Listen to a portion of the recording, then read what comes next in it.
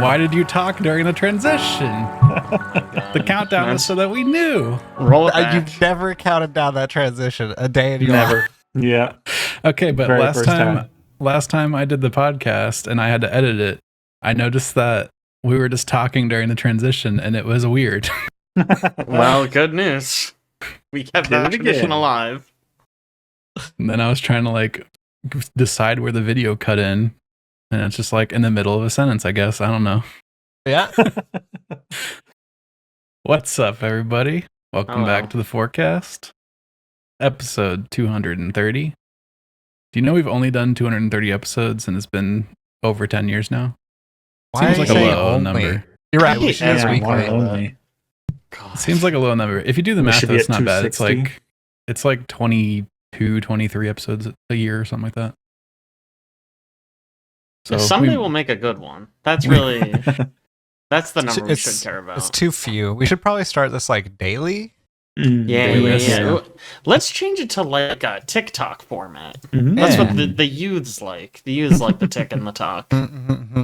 That's funny because I have a TikTok going up in 11 minutes Hell yeah, you beat me to of it. the podcast. That's perfect.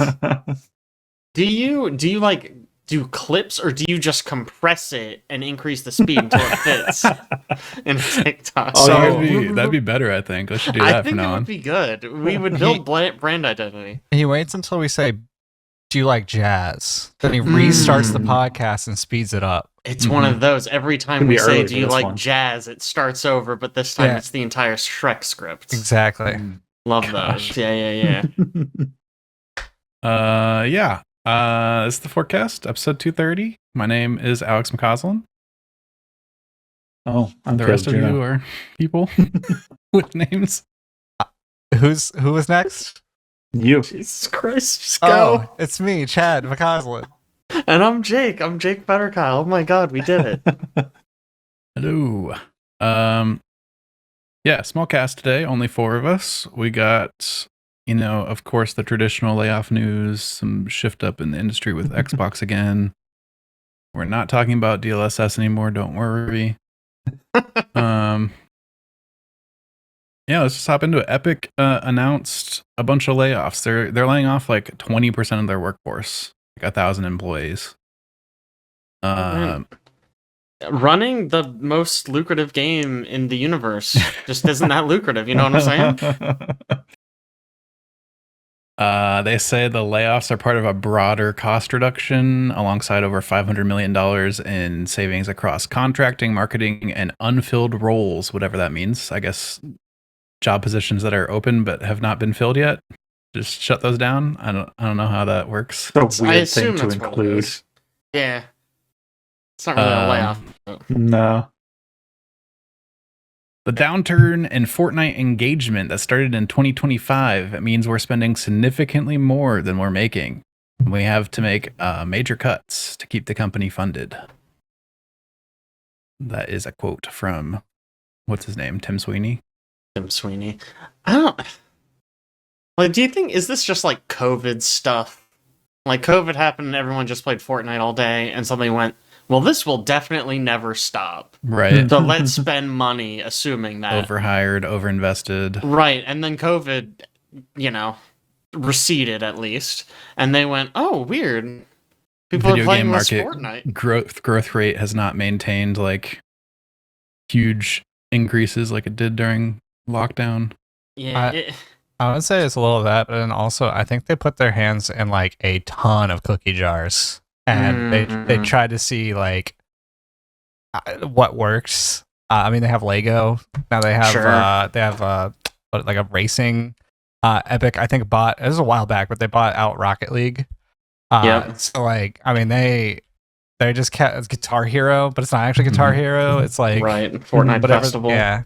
Yes. So it's funny you bring those up because along with these cuts, they have shut down Rocket Racing Festival and another mode called Ballistic, which I guess is like a Counter-Strike competitor. Yep. Missed that, but yeah, they tried Counter-Strike. They were just trying to do everything in Fortnite. It was the Roblox. Mm-hmm. Yeah, they shut down those 3 game modes. Man, that's too bad. I thought Fortnite Festival sounded... I mean, honestly, just having Guitar Hero back. If Ben was here, he'd be very upset, I think. Mm. I don't think he ever played it, but I know he was interested in it at least. I don't actually understand why they would shut it down though, because if you go into Fortnite right now, unless they've changed something, and I mean I haven't been on in a while, but you could play so many different creator modes, like under the umbrella of like the battle royale. Like you could do Sure. weird like hide and seek. You could do free for all with like base building, like somebody's already built it out for you. Like so, it's like there's this huge creative mode, but then they shut down. I don't know. It sounds weird to me. Yeah. I mean, I imagine it was just kind of like you said, right? They were like, okay, we have the money. Might as well make hay while the sun's shining, right? Let's try a bunch of stuff. And if one of them becomes Fortnite, like Fortnite 2, great. We have it. Yeah. And if it doesn't, we'll shut it down in 2026.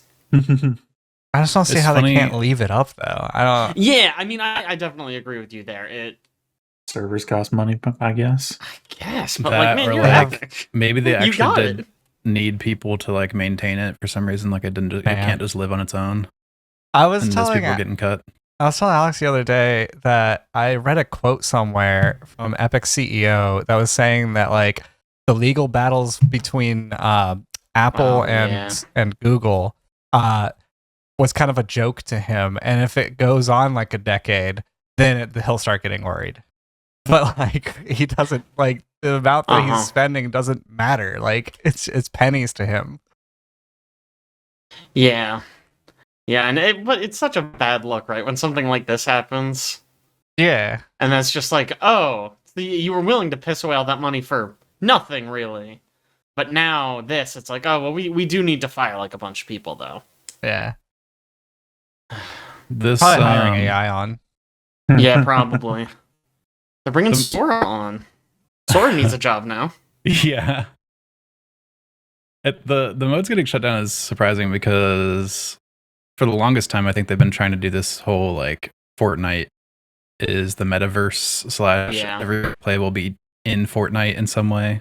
Well, I mean, So maybe I guess they're not doing that anyming maybe just metaverses in general. Facebook pulled the plug, and then everyone went, "Oh yeah, this is kind of stupid, isn't it?" Yeah. Well, I don't. I can't imagine a situation where it is more convenient for me to log into Fortnite, navigate through 20 modes to find the one thing I want to do, rather than just open up a discrete game Man. that's like Rock Band 5. You know And what's it's like, funny oh, is nice. you've probably never opened Fortnite to look at the menu to try to do that, but it I have is not. like the Hulu menu, and it is so bad. Like it's not good. I believe it. You get too much stuff, and it's like, how do you find stuff? There are certain points where I log back into that game to play the official mode, and I'm like, where is it? Like, where? How do I get to VR? Like, Oh, amazing.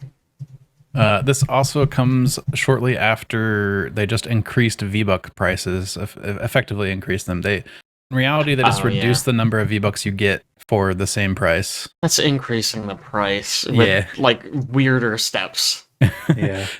man, It doesn't it's They always value basically what people increased the already have. price of V-Bucks by about 25%. it's always like when you go to buy V-Bucks, I wonder if they removed it, but it's always had like a little tag on it that said like 20% off or something, like for forever. Yeah. And so maybe this is them Perpetually finally pulling 20% the off. plug and be like, hey, we could just remove that. It's no longer on sale. I Yeah. think they literally just that it probably still says that they just reduced like the pack that used to have 1,000 V-Bucks in it now only has 800 Wow. and like stuff like that. It scales a little bit depending on how far up. Of in- course. If you're spending $90, you still get some more. You get like but 12 extra, yeah. yeah, so Epic Games can't just make infinite money forever. Now, I wonder if they could have, instead of firing 1,000 people, stopped giving a new video game away for free every week. I wonder if that would have been an option. more How- than one most of the time. How dare you? How actually dare you? The one nice thing Epic has done in my life. Yeah, maybe if they Just- stop hemorrhaging money out of the store. It still I- baffles me that they do that constantly with no break. It's weird to me that they do this, but like maybe they've changed it now. Do you have a cart? Like, can you buy multiple items in this store? You can. You Okay, can now. cool. Yeah, they For the eventually did that. longest time, it was just a Mhm. one at a time kind of situation. They didn't have a wish list. They didn't have a cart. Yeah, it was horrible.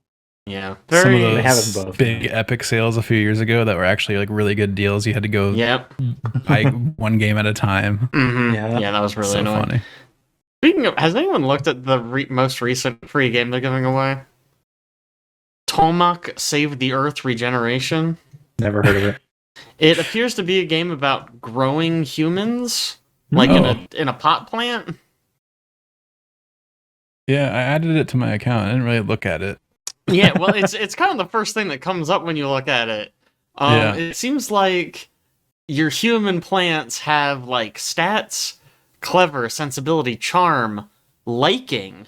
That's a stat. Oh, liking. Faith, stamina, thirsty, hunger, fatigue, and stress. Thirsty and hunger, huh? Thirsty and hunger. Yeah.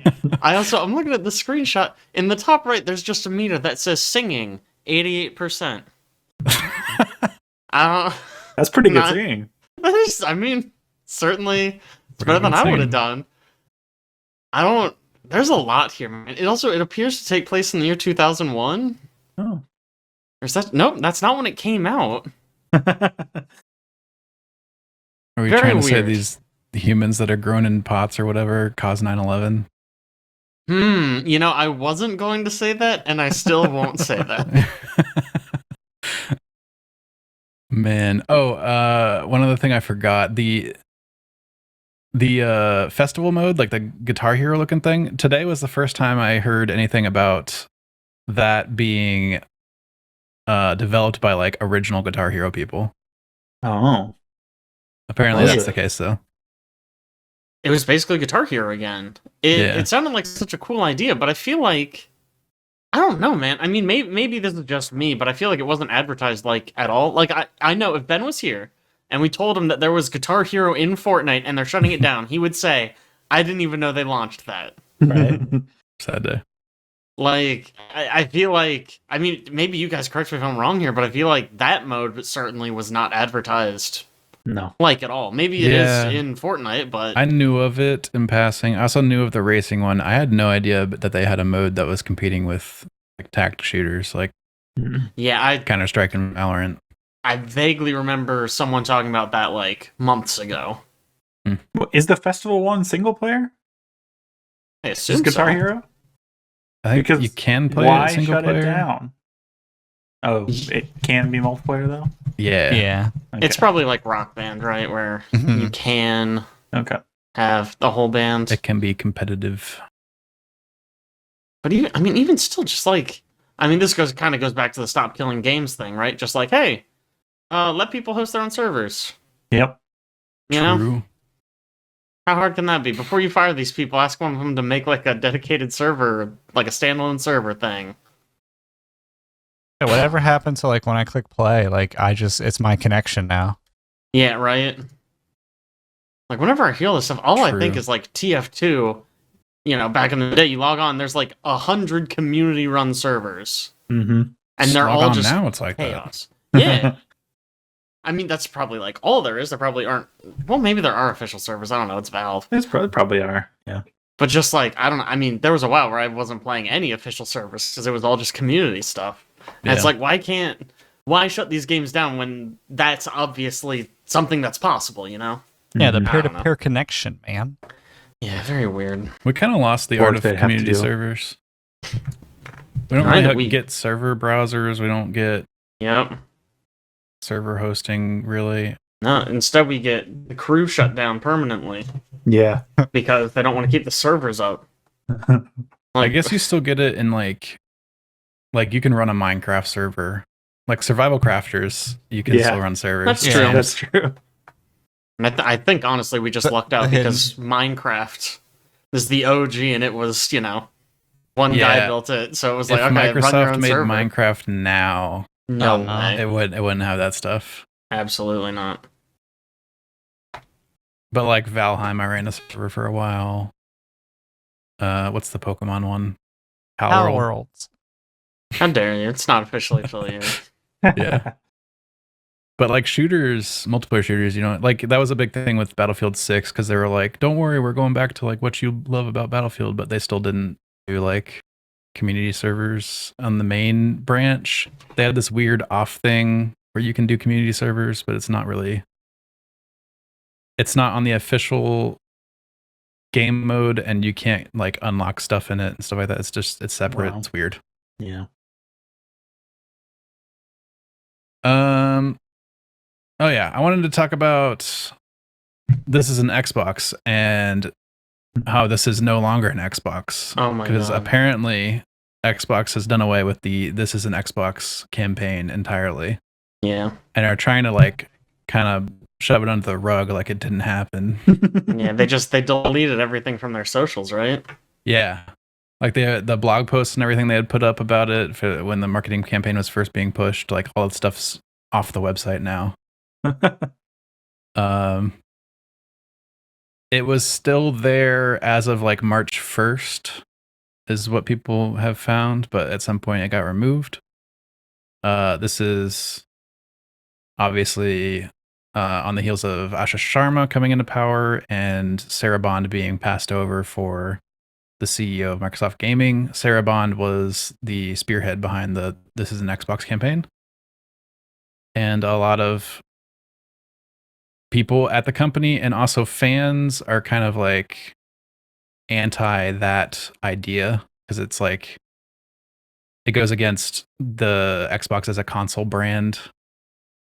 Yeah. I mean, I think we said it a few times, but a lot of people online were also saying that like it seems like they're just giving up on Xbox, right? Like saying this is an Xbox, meaning your phone and your TV and your tablet, kind of just means that nothing is an Xbox, right? Like, Right.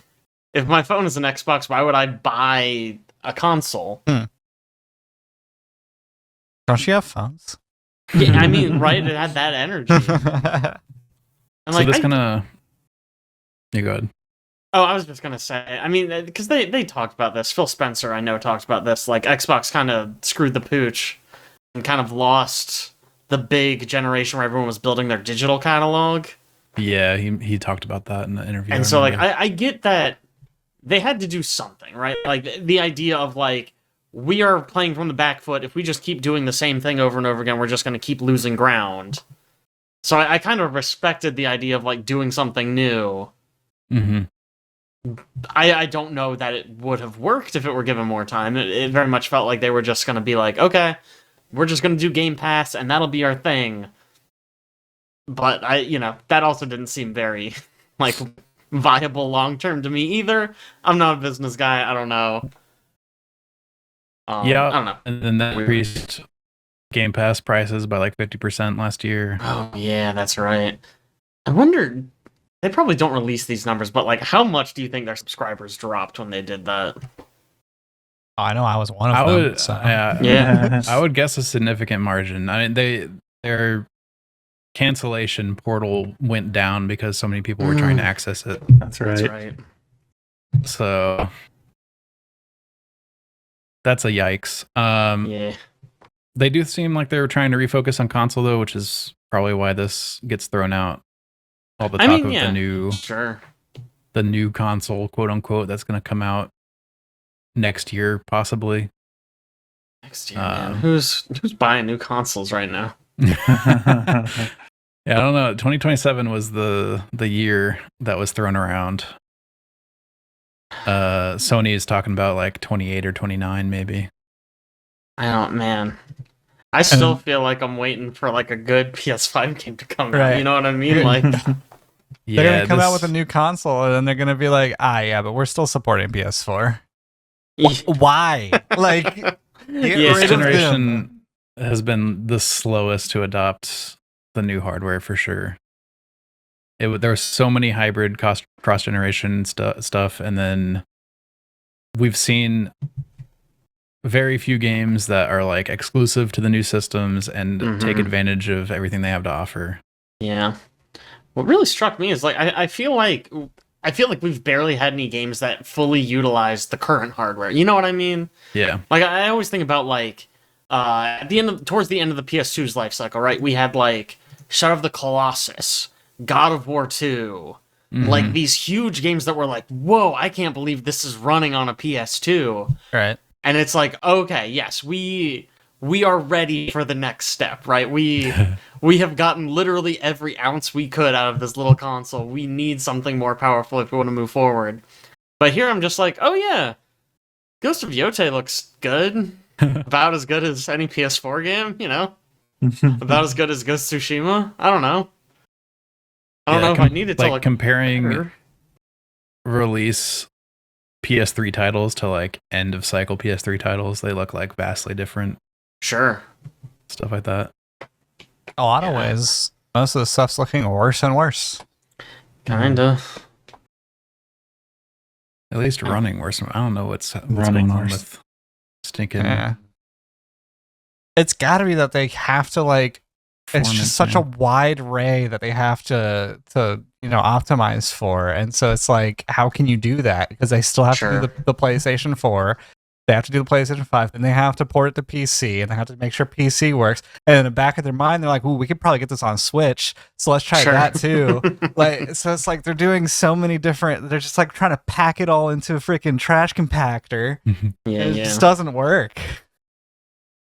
and like I don't want to like just condemn Unreal Engine 5, but I swear every big UE5 game that comes out runs terribly. It's just so bad. Pretty common, it seems.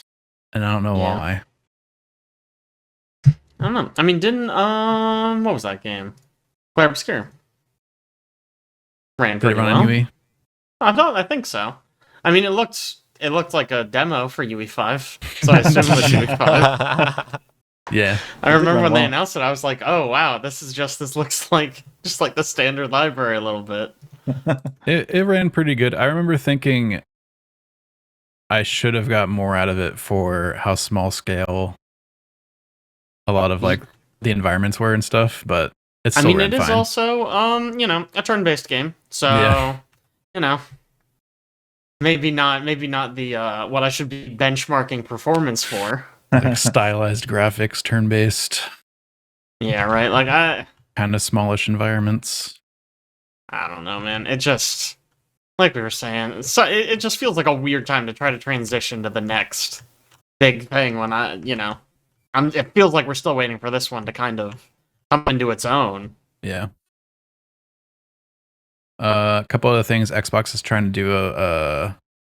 Sharma mentioned she wanted to make Game Pass more enticing or explore pricing options for it. Hey, that's So a good idea. they hiked prices like crazy last year.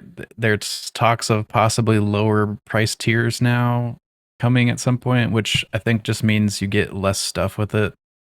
I mean, honestly, it's the kind of thing that always should have had price tiers. Like, it has this huge library, and so if I'm just like, hey man, I just want access to that library, great, here's the bottom bin. They But already if I have want to like play... Core, Ultimate, and PC, I think, are all separate. Okay, Yeah. well, I don't only know have really what the PC, difference so is. it only gave me one fucking tier. Yeah. The actual consoles had a tier system, but Okay, PC okay. only had the one, I think. Maybe Okay. two options. I see. It's It still just- like pretty expensive though, even for the Yeah. lowest one at this point, after the price Oh, increases. yeah. It never made sense to me to include day one releases on base Game Pass. Like, Yeah. I don't even know if they still do that with this new version. You know what I mean? Like, Probably some, I would guess. I bet if you give them $1 million a month, you get it. That's my guess for pricing. There's also talks of Netflix and Game Pass doing some sort of combined Oh. subscription. I did hear that.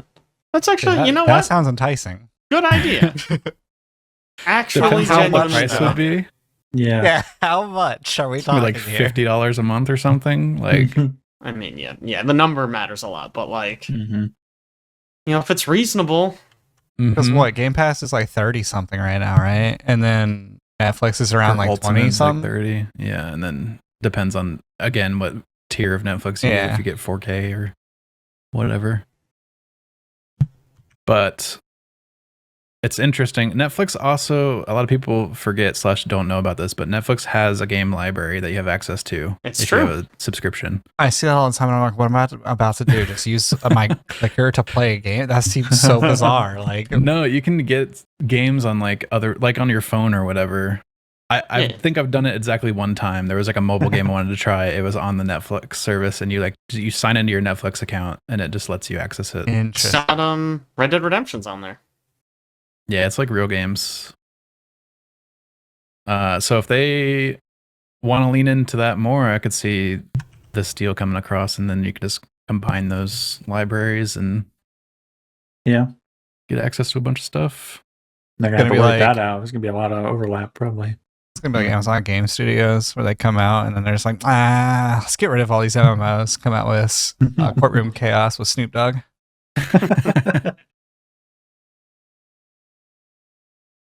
In other news, we have Jake's talking point that I forgot to bring up at the beginning We of the were gonna podcast. start with it, but we didn't. It's okay. I just had a question for you guys. It's too bad Aaron's not here. I would like to hear his opinion, but I'm curious why you guys have not tried Marathon. Oh Because man. like you guys are like the biggest Destiny 2 fans.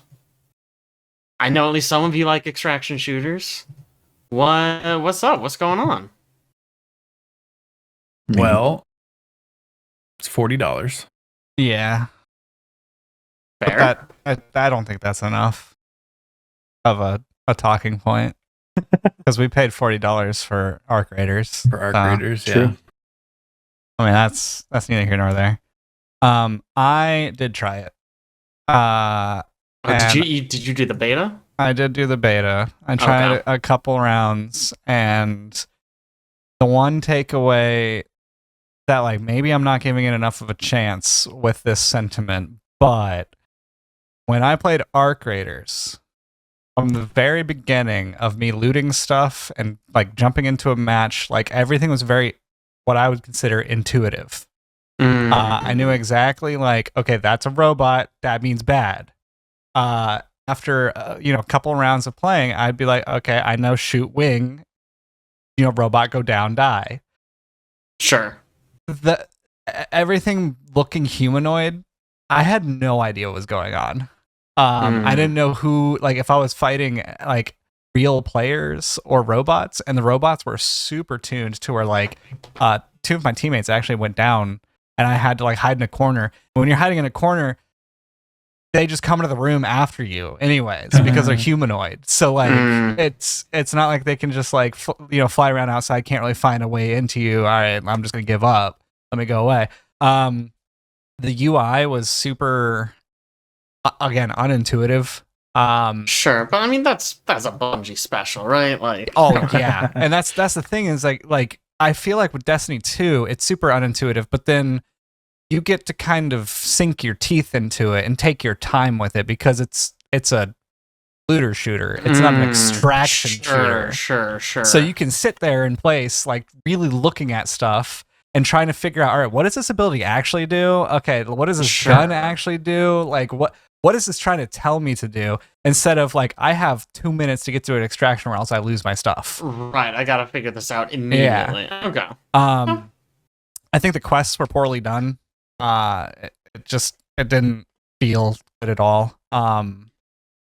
Also, apparently, like if you give it time and you keep playing, like Arc Raiders is the same way. You get different perks and it makes you better. But I feel like Arc Raiders, with the way that I've reset myself a couple times now, and I've been down at like level 0, I haven't felt much of a change between level 0 and level 75 when it comes to the perks.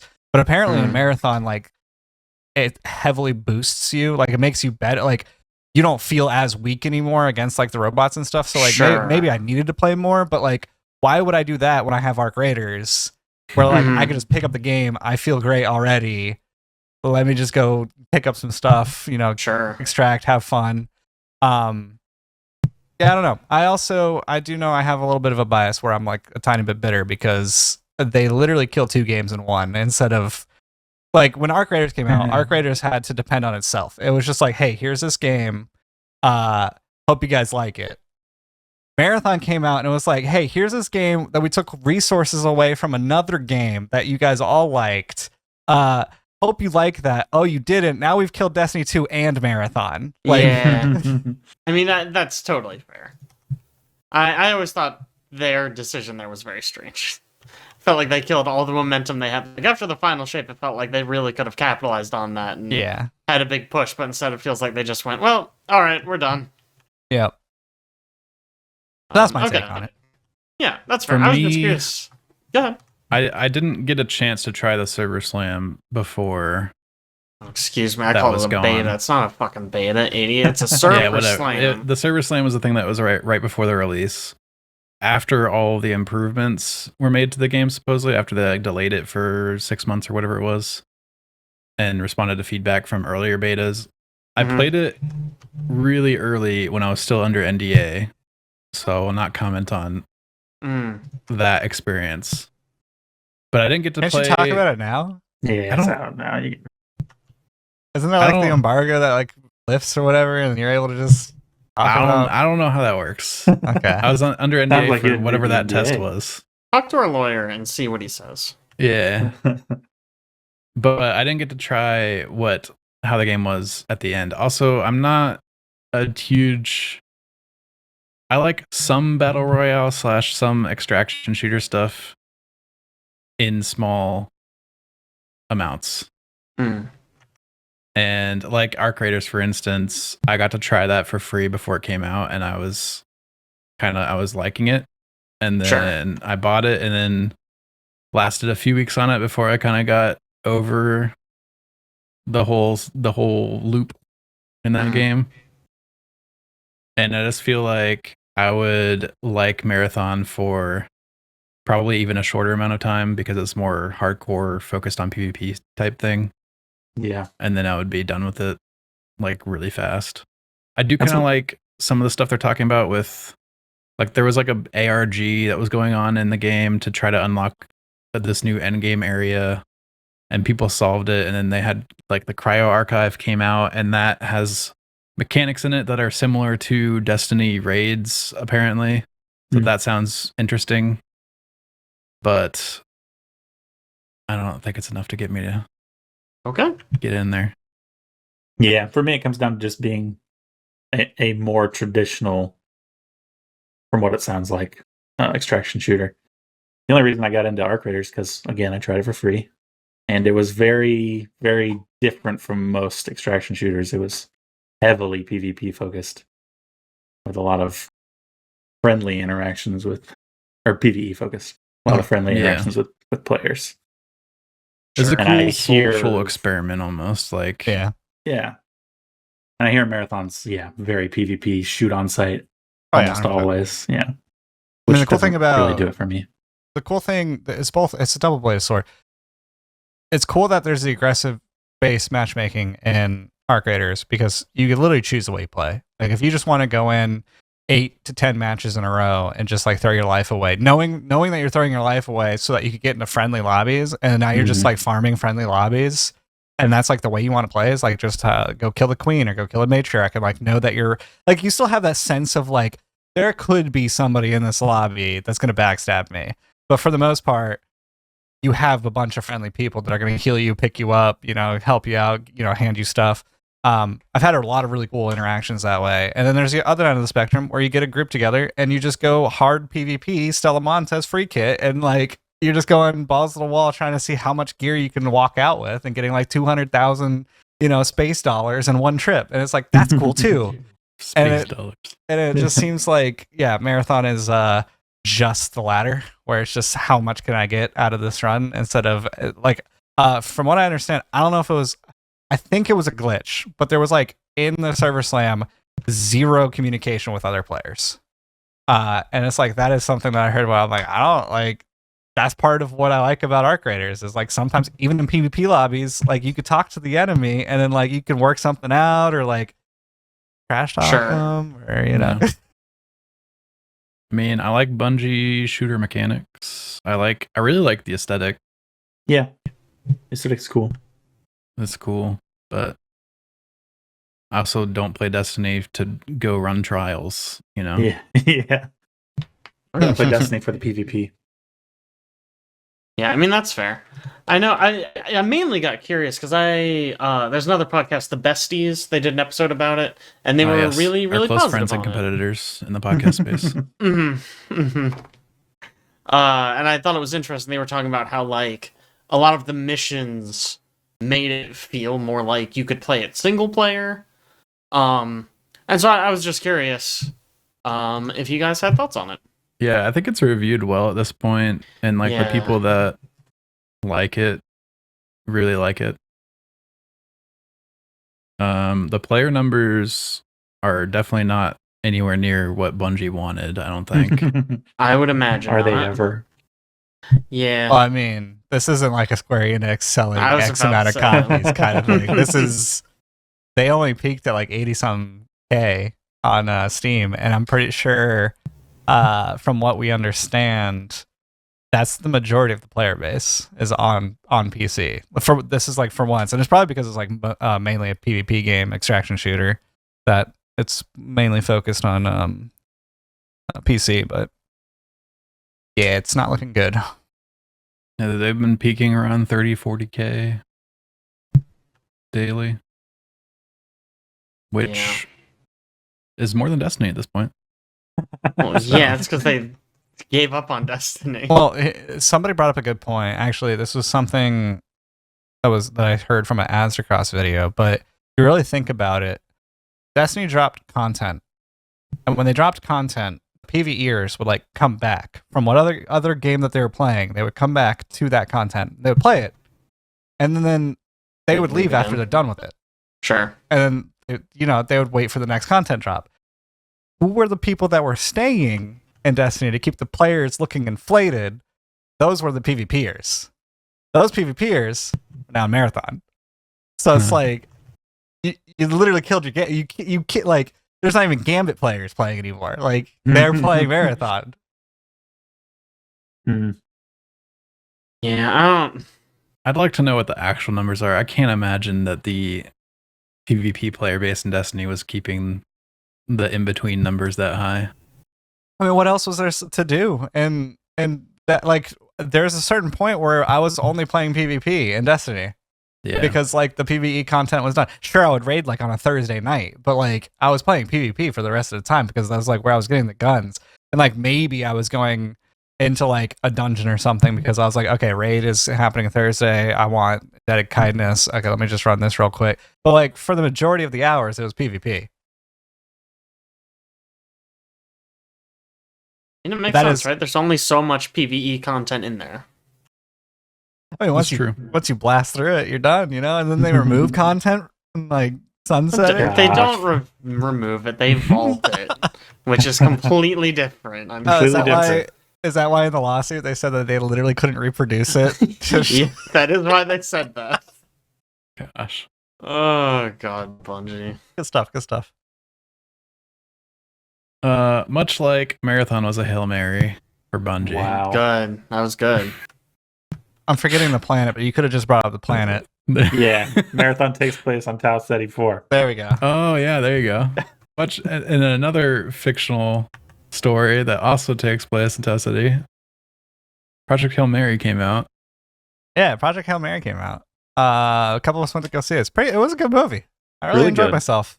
Really good. I don't know how it was like 2 hours, right? About 2 hour flick. 2.5, I think. Yeah, okay. It didn't feel Somewhere that around there, yeah. long. It didn't feel that Yeah, long at all. it didn't. I will say there was a gentleman in front of me that decided to find out how far back plus breaking the screws his chair could go into my shins. But other than that, great film. That's not really what I want to talk about though. What I want to talk about is apparently there's a 4-hour cut. I heard that originally one of the first cuts was about 4 hours long. That's crazy, but also please release that. Yeah. I'd watch it. Right? Like, give us what is it, the Snyder cut or whatever? Give us this. Give us the Project Hail Mary 4-hour director cut, man. What did you cut? I think they had said a lot of the stuff that was cut was the really technical stuff that was going over a lot of people's heads in test I'd screenings. sit there in front of my screen drooling, like not knowing what's going on. People Yeah, I've just been- want to eat popcorn and watch a cool space sequence. I've been reading the book, and the movie leaves out a lot of the science, Mhm. a lot of it. So I'd be It's probably intrigued in good for the seeing some of that theatrical that's cut. release. Probably. Yeah. What's the author's name? Andy Weir. Yeah. Does he have like a background in this stuff, or like how does he I does he genuinely consult don't know. people? He did what we never do here. Research. Research. Ugh, He just likes disgusting. researching how the science would actually work, What and a then putting freak. like highly technical versions of that stuff in the books. In Project Hail Mary, he gets into like special and general relativity and start talking about it. It's very interesting. Wow. Yeah, there's been several movies more recently that have got big long director's cuts. So with Snyder cut, we just had Kill Bill released The Whole Bloody Affair, which is like both movies plus extra stuff. It's like over 4 hours long. So that's been more popular recently. So maybe we'll get a Project Hail Mary cut at some point down the line. I don't know how much Seems to be really popular. So I don't know how much like extra work they would have to do on the rest of that. Like how rough was that footage Yeah. in terms of like CG stuff and all that kind of like extra polish that they'd have to do to it. So it might cost too much. I don't know, man. to They did finish the it, Snyder cut. Like, That's that must have true. been expensive as hell. Yeah, I'm and sure that it was for a movie that, as far as I'm aware, was not that popular. Hey, don't let the Snyderverse people hear you say that, man. Look, man, no one's gonna hear this. The beauty of this podcast. Yeah, and then our last bit of news here, we have some IGN drama. IGN review drama. All right, so our boy Travis Northup has released 2 reviews. We're gonna focus on the first one, Crimson Desert. So he played. I have notes, by the way. This is my This is research. Wait, Yeah, got it. You did research? Yeah. I did research because Disgusting.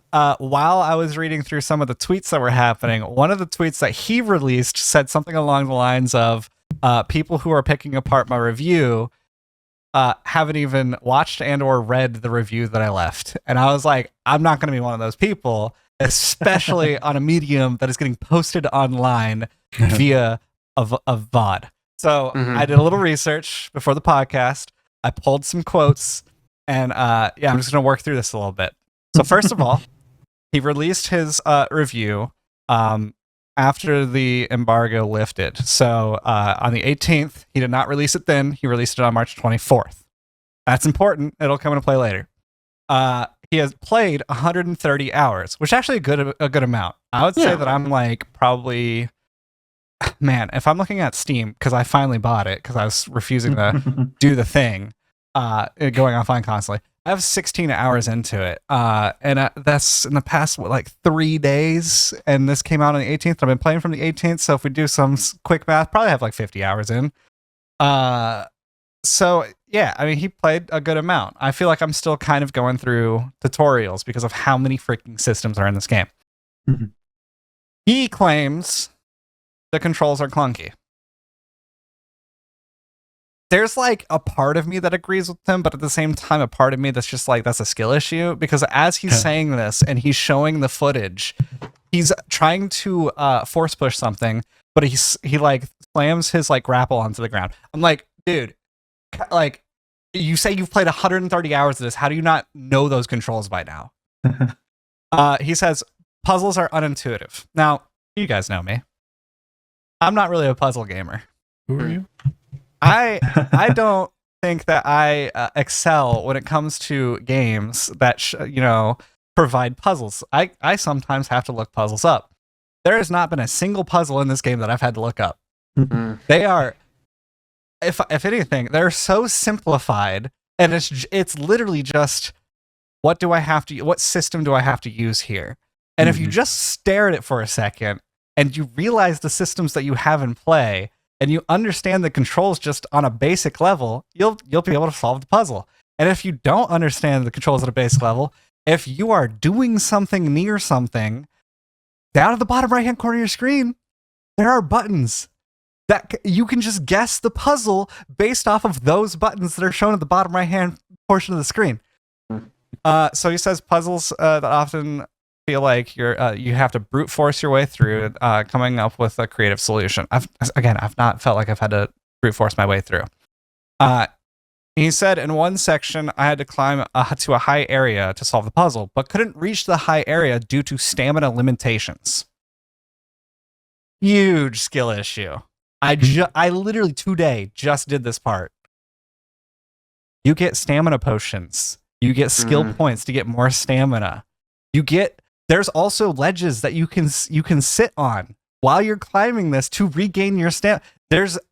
It just baffled me. It took me all of 60 seconds to figure out climb. Okay, I'm here at the puzzle. He says, I have yet to see a cliff edge that doesn't have enough ledges to just climb up with no stamina buffs. Yeah, this I will say to his credit, this one it was just a building with just smooth edges. But there was a section of that building that on the smooth edges there were windows. And so you just stand in the windowsill. And he said that was like kind of not like immersion break. I'm like, what are you talking? It's you have whatever. He says boss fights, he doesn't understand. This was just me writing it. He said boss fights were just kind of clunky and hard, and it kind of takes him out of the Dynasty Warrior feel, and it puts you into like a Souls-like boss fight that doesn't fit like the atmosphere of the game. 100% he just doesn't understand the combat.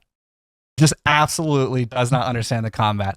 This is not a game where you just look at the boss and you hold down right trigger, or you block, wait for the boss to be done, and you just hold down right trigger. You have grappling, you have fist fighting, you have heavy melee attacks, you have life strikes, where like you have all of this into your arsenal where you can actually like fighter style, like you're in Street Fighter 6, get somebody against a wall and combo them to half of the boss's health bar. He just doesn't. Okay. Anyways, he says one boss fight made you run through enemies, and you had to have a ton of heals to kill these totems to make sure that the boss doesn't keep respawning. Skill issue. It like literally you kill a couple of the enemies, run to the totem, you kill it. You kill a couple enemies, run to the totem, it took me all of 3. Mind you, in his defense for this one, I will say that was one of the bosses that Crimson Desert themselves did come out and say, hey, we're tweaking this boss because it's a little too difficult. So in his defense, that could have been a little too difficult. I did not get to that point before they patched that. So but still the combat is just like it. Oh man. He says combat goes too long. And as he's saying this, he also says you're just trying to cross a bridge and there's enemies on the other side. And you have to stop, and you have to start fighting them. And now there's just like more and more. He literally shows himself riding across the bridge, hopping off his horse intentionally to fight. He could have just kept running. He didn't have to fight. That's skill issue. The more you say skill issue, the more I'm thinking of that freaking Cuphead review. Sure. Oh, yeah. That's all I can think of. So he also starts talking about how there's a bunch of different skills in a skill tree that he just never really explored. And the reason he never explored it was because he didn't want more buttons to have to memorize. And it took him forever to memorize that left stick in was the force grapple, which is used for like, I'd say 90% of the puzzles in this game. And if it took him the 50 to 60 to 70 hours, like he said, for him to figure that out, already the review is just like, I just don't listen to this review. Like if it takes you that long to figure that out, like it's discredited. Like it's just disingenuous. Like I don't. So another thing is with the idea of, oh, this is going to be more buttons for me to press. Oh crap. Like if I skill into this, I'm going to have to learn this, combo. They're not even combos. Hold R1, hit A. That's a swipe forward. Hold R1, hit B. That's a dodge backwards and swipe. Hold R1 and hold Y. That's a thrust forward. Hold, it's just R1 and a face button. That's it. And then your special, your like big hit is R1 R2. Like it's not rocket science. It's like this guy's never touched a keyboard in his life. I would never want him behind a keyboard because holy crap, that's way too many keybinds. I will say there are some clunky keybinds. The freaking flash, you have to hold both the bumpers, let go of the left bumper, and then click it again. That is the one bind that I consistently have problems with. Every other bind I have not had a problem with. That's it. Okay, there's two binds. There's that, and then there's the jumping. So there's a jump, a double jump, and then a glide. So, but they're all the same button. So sometimes you jump, then you double jump, and you're like, cool, I wanted to do that. But then sometimes you jump and then you glide because it's so I understand that. Like, but also there's so many systems. How were they supposed to boil it down to like Elden Ring style controls? Like they can't. Like it's you wanted a game, you like gamers have asked for a game of literally the kitchen sink. We got it provided to us. It actually runs really freaking well. And now we're mad? Like I don't understand. He said the game looks good, but only from afar. And he said he basically said that like the cutscenes have like characters looking janky and off, and like the mouth moves at wrong times. I just boil that down to being it was made over in Korea, and so like it wasn't dubbed for America, and so like we getting English voice lines is only because like they wanted us to be able to have it in English as well, but like the voices were probably saying the Korean lines, so like I kind of looked past that, but also like I don't know everything. This game looks so. This and Requiem are like the two games that have come out that I'm like, holy crap! Like these games look phenomenal. Like at all, like from close to far, like it just looks breathtaking. The character, and also they're not Unreal Engine 5, so you know that might be it. He said that he's had hard crashes, NPCs getting stuck, and had to load. Okay, I'm those first two. I'll get this next point. Those first two things, the hard crashes, never had a crash yet. Mind you, I don't know if that's like before patch. Like I just never had. He was playing pre-release. Yeah, so like it's always tough to talk about performance and stuff pre-release because it's like they patch it. Now they always do a day one patch. Yeah, right. Like NPCs getting stuck. I've only had NPCs getting stuck. When the one thing in this game that I would actually actively want to avoid because it is kind of clunky is the horse-drawn carriage portion, and that is like. I think going to be a big part of getting your camp money is putting a bunch of supplies in your cart and then trading them with something somewhere else. But the cart literally sometimes acts like that Skyrim meme at the beginning where the cart is like flipping and twirling and like it's but also an NPC was supposed to hop in with me and I had to like move the cart a bunch of times. So like that is the only time I've seen an NPC getting stuck, quote unquote.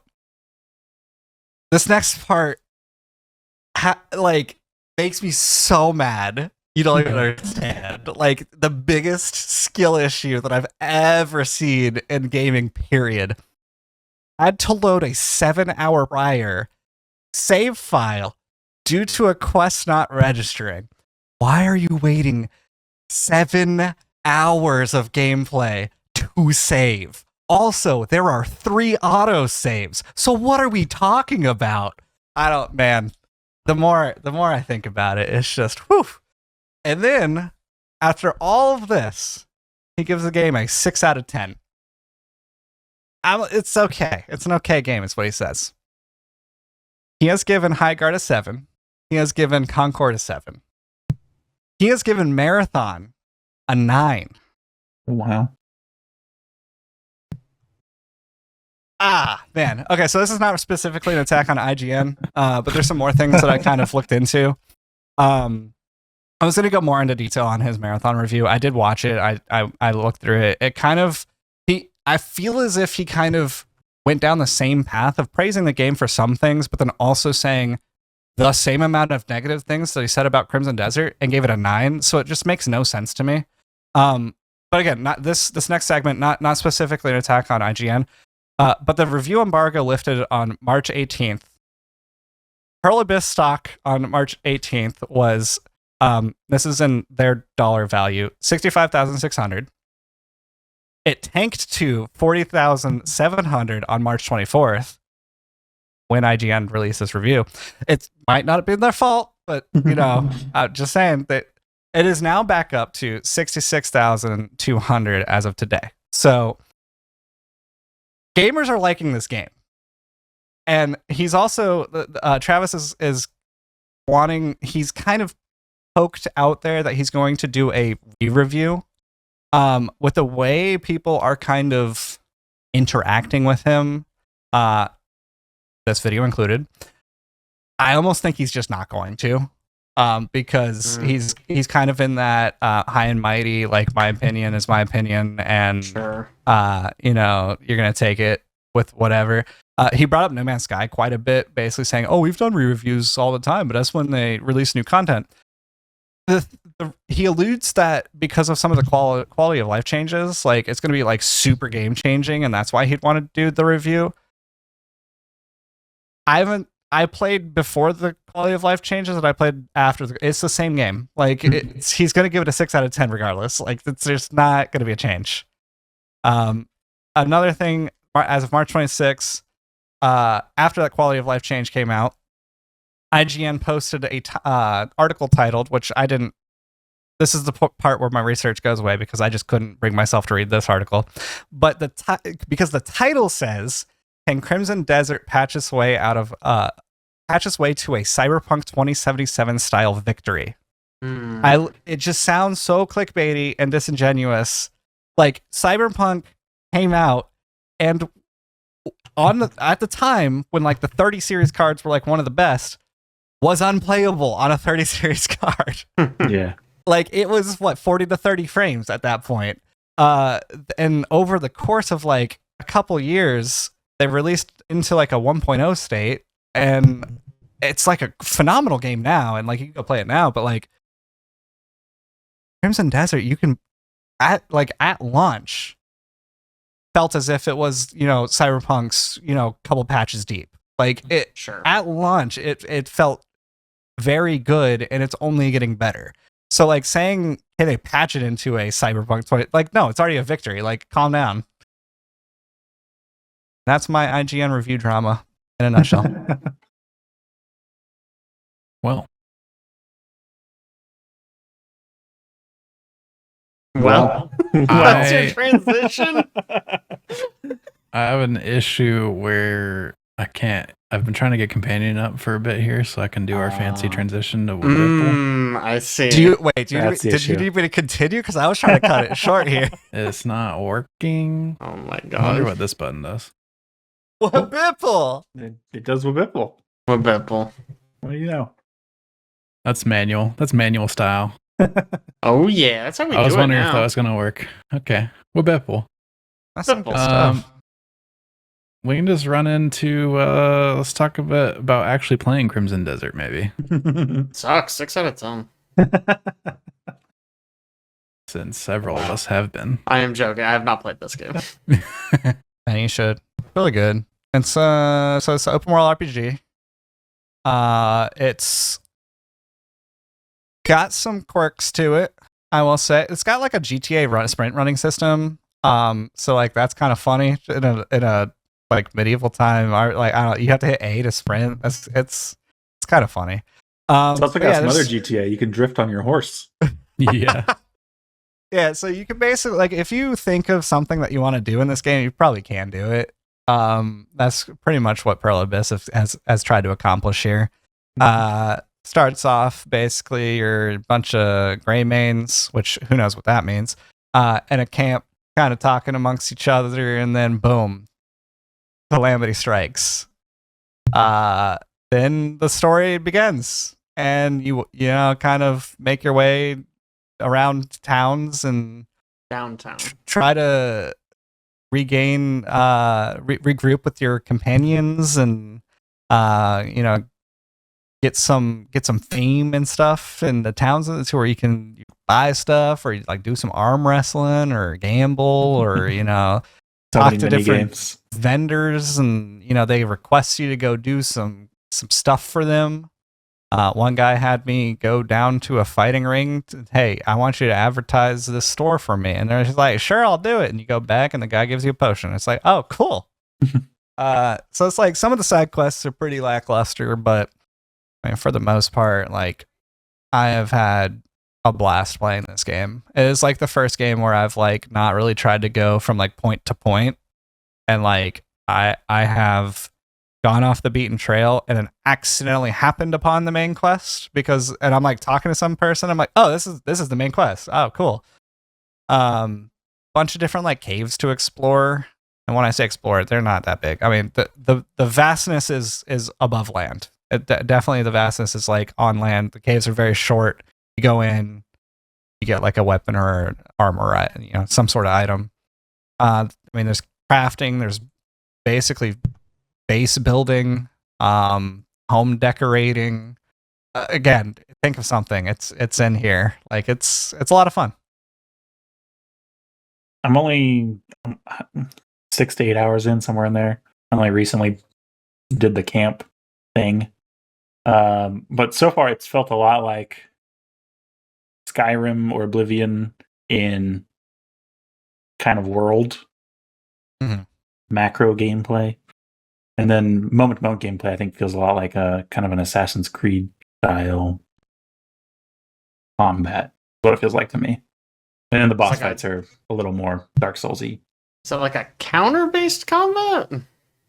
I mean, it has parrying and blocking and dodging and all that, but not counter-based, really. The newer Assassin's Creed, I suppose. Oh. Okay. That's okay. It's not got like yellow exclamation points and then you hit Y and then you block that person. No. That's okay. It's a little hack and slash. The more skills you unlock, the more expressive it gets, I think. And you start doing like crazy, like you can do. There's like a whole system of wrestling moves for some reason in this game that you can just beat people down with like RKOs and like clotheslines and all this kind of like crazy wrestling stuff for no reason. The first boss that I fought, I literally just threw him against a wall the entire time. And then at the end, it was like, I've always wanted to see a great man's swordsmanship in action. And I was like, didn't use a sword once. Amazing. This game has become my new Skyrim in terms of how much can I tinker with and mod stuff in it. Because Caleb said he's 6 to 8 hours in. What does my Steam say? Oh, no. I'm 20 hours in. I have not done the camp yet. I'm not there yet. Oh, my God. This guy. I finally got it to a state where I'm like, maybe I should play the game now.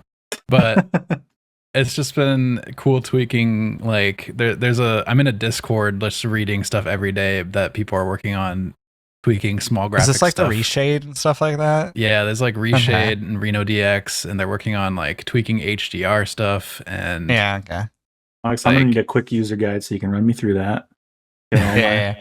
I was about to say, one of my biggest complaints is like I was trying to do a puzzle in a building and it was nighttime, and so all I had was my lantern, but you can't lift your lantern and do the puzzle. Like that's one thing that they just don't think about. And so there's just this giant shadow that's casted across the puzzle, and I'm just guessing checking like the entire time and I'm like, the sun is like slowly coming up. Like, oh, I'm starting to be able to see. Like, this is great. I can see now. But yeah, I think fixing that HDR would probably help me out a little bit there. One of the big things they've worked on and have a solution for now is the game has an auto exposure system that basically, like when you're inside of a building, you're looking out a window, it's just completely blown out and white. And then like as you step out of the building, you get blinded for a second, and then auto exposure kicks in and switches it over. So they've replaced that system basically with a new system where interiors are more true to life, like kind of dim, and you need to rely on like light sources inside the buildings more. and you can still see out windows and see what stuff is outside. And night times are darker too, because apparently the way the moon is coded is just like the sun, and like produces just as much light. So nighttime gets like basically as bright as daytime with like a different hue. So they've kind of tweaked all that stuff, which is pretty cool. And then there's some stuff with like screen space displacement mapping that people have been complaining about, where like some edges are wonky or blurry and stuff like that. So they've played with disabling that or enabling it, and like stuff looks weird at the edge of your screen sometimes because of that too, if you notice that. Overall, the game is gorgeous though, and like the view distances are crazy, even though like high detail stuff pops in still when you get closer to things. But like just looking out across a valley is stunning. Yeah, the world looks like it's enormous too. Yeah, Man, yeah, that one puzzle with the stamina, which isn't a puzzle. After you get through Love that, one. after you get through that, there's a section where it like elevates you, and as it elevates you, I just kind of held my right stick just a little bit to the right, and I just panned around. Like you can just see everywhere, and it's nuts looking. It really like Skill Up. There was a clip that I followed from Skill Up recently. He said this is like the first game that's come out that's basically Skyrim of today. Like it's it feels very modern Skyrim for sure. I've been messing a lot with OptiScaler, which is a program that can like manipulate upscalers and frame generation techniques. And I've got frame gen running in the game now in like an acceptable state on a 30 series card, mind you. Chad can just hit the button in the menu and get it. I was about to say, would you be doing all this if you had my setup? Like, or would you just be playing by now? Or would you go even more above and beyond because you have the system to do even more? Alex. Yeah. I think we all know the answer. There's I no also character just get creator, enjoyment. so like, I just get enjoyment out of that kind of stuff too. Of just like seeing how far I can push the game. Like right now, I've got frame gen working, so I've got what's it called? RR regeneration, ray regeneration. I've got that turned on, and I'm running on DLSS performance at 1440p with like mostly cinematic settings, and I get base like 45 FPS maybe, but with frame gen I get like 80, 90, and it's pretty smooth. It seems pretty good.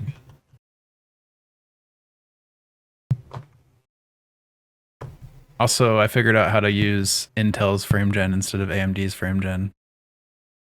XeSS frame gen. Better than AMD's?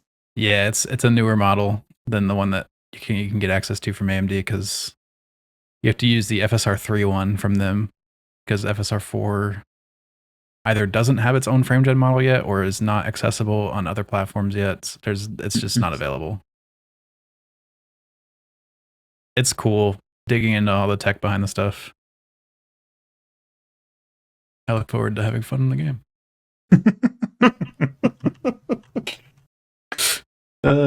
I did hear, I'm curious, I've heard that there's not a lot in the way of like plot or characters. Maybe, I don't know if that's like true or if they're talking more like main plot. Is that anything you guys have interacted with or have thoughts on? Alex hasn't played the story, so. Yeah, I know, Alex. If I have a done question about FSSR, like I'll fucking text you. I've done like 2.5 chapters. It's fairly light, I think, but serviceable. So the first like 5 chapters is heavy tutorial. Like it is teaching you, which like people complain about that, but at the same time, there are so many systems in this game. So many. If they weren't tutorialized, I feel like the outrage would be on the other end, where it's like, why didn't you tell us how to do this stuff? Like, there's already plenty of things it doesn't tell you how to do. Right. It doesn't tell you how to do all those special moves with R1. It didn't tell you that Alex found it. There's a shield bash that you just have unlocked. Yeah. And it's like you have to find that out through the menu. Doesn't tell you about horse drifting. I would say they're like I feel like my explanation has spoilers in it, so I can't really say. But I disagree with people, and I actually think there is a story that they're just kind of either overlooking or they're doing like too many faction quests in between to like actually understand what's happening. Or but like it's no God of War Ragnarok. Like sure, Sure. but there's still like Cliff the main character and hit like what's happening and like trying to figure out the mystery of the world, and there's a story there, and like you also have this giant world that you can explore. I mean, I would even boil it down to like asking what kind of story was there really in Skyrim? You were fighting dragons. Like, and that's pretty much it. Like, I mean, sure, there was like the political stuff that was in there, but it was mostly about exploration and getting cool skills. And, you know, it wasn't like, again, God of War Ragnarok or The Last of Us. So, I mean, I think people are being a little too harsh on saying that there's no story. Are there things like the guild quests in Skyrim? Because those are kind of the best bits of Skyrim, Oblivion, Thieves Guild quest, and then Dark Brotherhood, and that kind of stuff. Is there a similar like quest lines? I haven't dug too deep in it. So like, mainly what I've been doing is like trying to get my companions back, and so that's a kind of some of the meat of just like it's kind of boring a little bit there. Just because it's like, hey, there's a rumor that there's Greymanes over in this tavern, and you go to that tavern, and then you're like, hey, Johnny, hey, Ralph, hey, Bob, I'm gonna forget your name immediately when you get back to the, Greymane camp. But hey, what's up? Oh, we did that before the bears attacked. Cool, yeah, yeah, we're great. Oh my god. But there's like a gold leaf quest that I completed. So there's like that's like the trading company. And like if I took the time with it and like read all of the books and stuff, like I think it could have been like a really cool detective experience. But I didn't understand or know that that was going to be happening once I got back to the guy. So I mean, I'm sure there's something like that. I think most people are just either breezing through the main story or doing, like I said, doing the faction quests, or just not really doing much with Homeboy said it took 130 hours to get through the main story, and it's like I honestly feel like that's really rushed with everything in the game.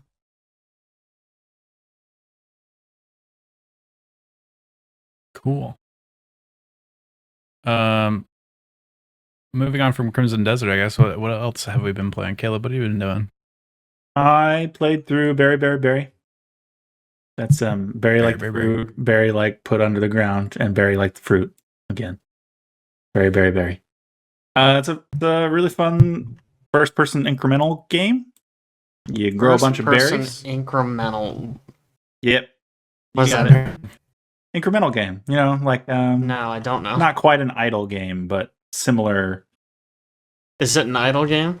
No, because you have to be doing stuff.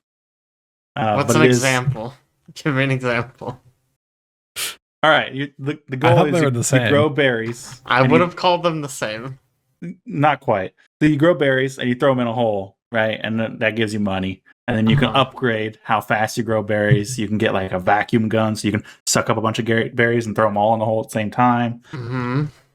So you're like, incrementing as you go, but it's not. Oh, you don't just so sit it's there like and a let it clicker happen. game. No, because that's more of an idle game. You're doing stuff well constantly. Observed, Caleb. Very well observed. It's not really very much like an idle game. It's not really a game where you just watch it happen and set it on the side screen. You have to be doing stuff. A lot of idle games do have active elements to them. I would argue. I would argue most of them you don't need to do any of the active elements, really. You just click upgrades occasionally. Yeah.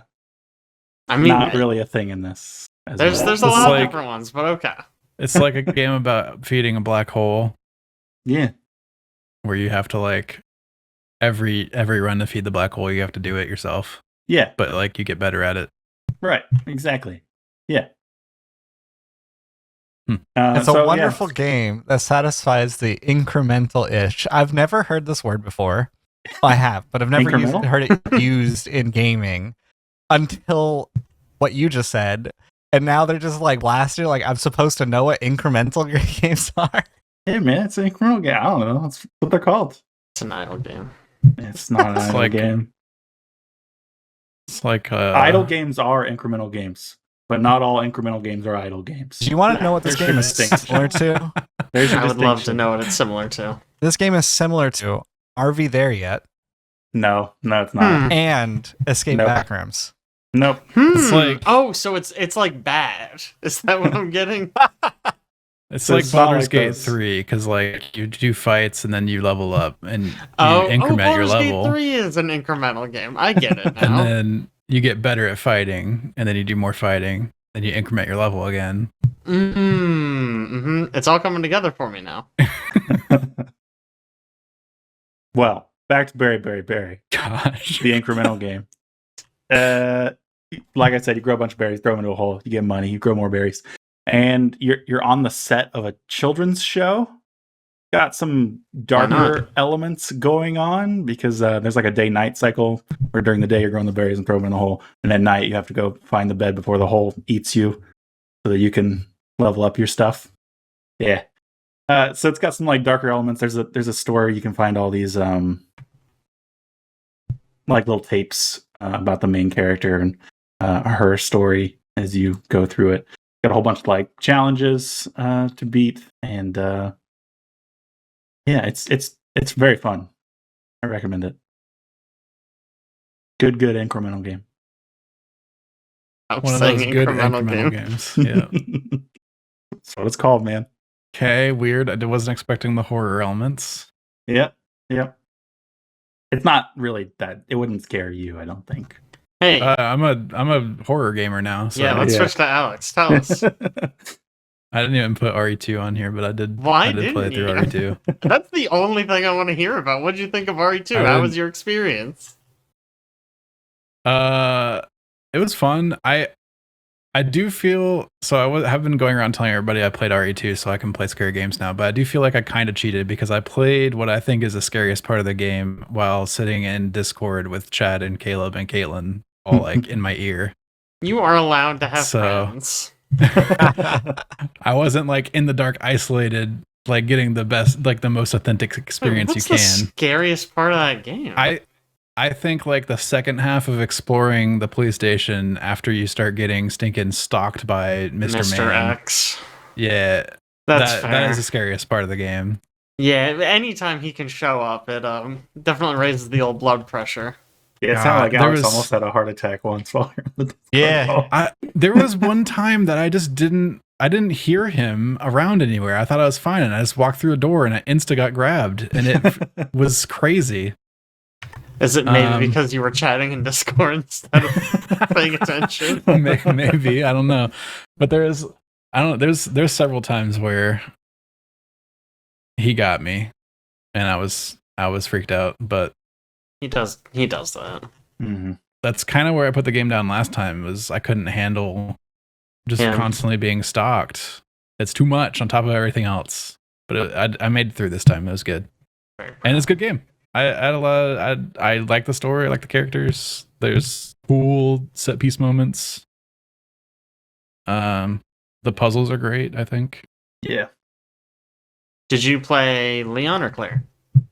Leon, Yeah, that makes sense. which I definitely thought they were going to like have both those characters around more, but Yeah, no, she's kind of not in the game. if she you're just Leon. goes away.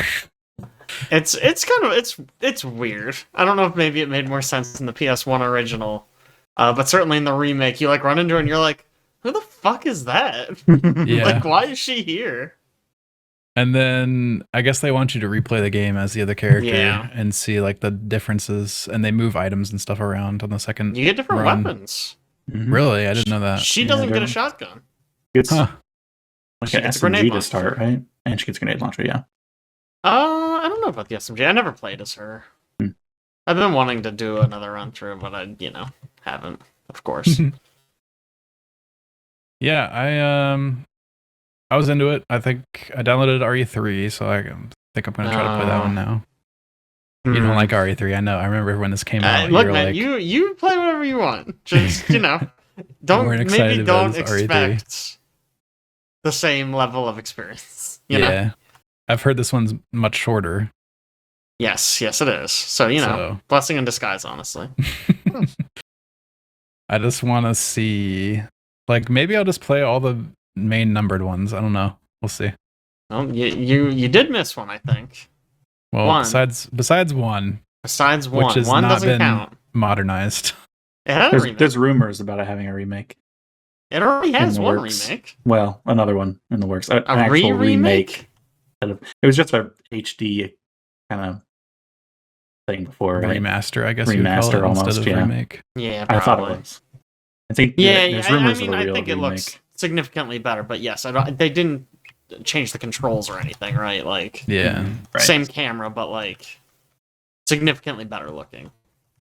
I should go probably look at a story recap or something of that first game, because I don't know what happens in it. I don't even think it's necessary. Is it not relevant?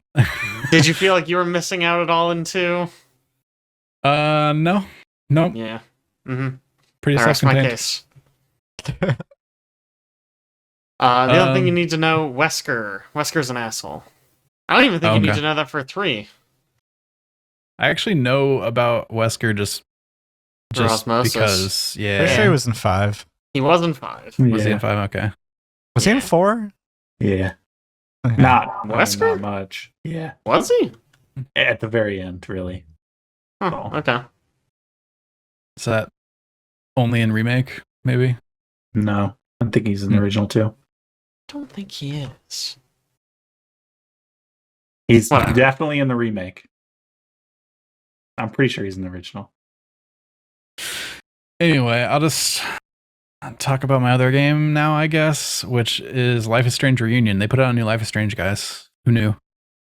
Who knew this was coming out? I didn't. I saw it pop up on Steam and I was like, crap, I forgot that they were making this.